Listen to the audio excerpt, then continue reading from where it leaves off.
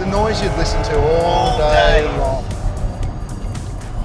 I read a piece of period marketing on these cars, and at the time, Ferrari said it is like a Grand Prix car with a lounge chair in it. And I thought that was the biggest lot of nonsense I've ever read, but it's not far off the money, dude. It's not a Grand Prix car. It's not a Grand Prix car, but this car has got an engine descendant of nobility.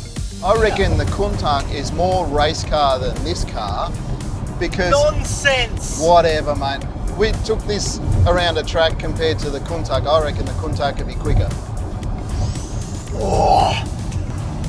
Yeah, man. This doesn't have scissor doors, mate. I did notice that when I put the car in a garage last night. First of all, it's already the widest Ferrari that they ever made, right? It's bloody wide. And then you go to get out of it in a garage, and all of a sudden the Countach wins a point.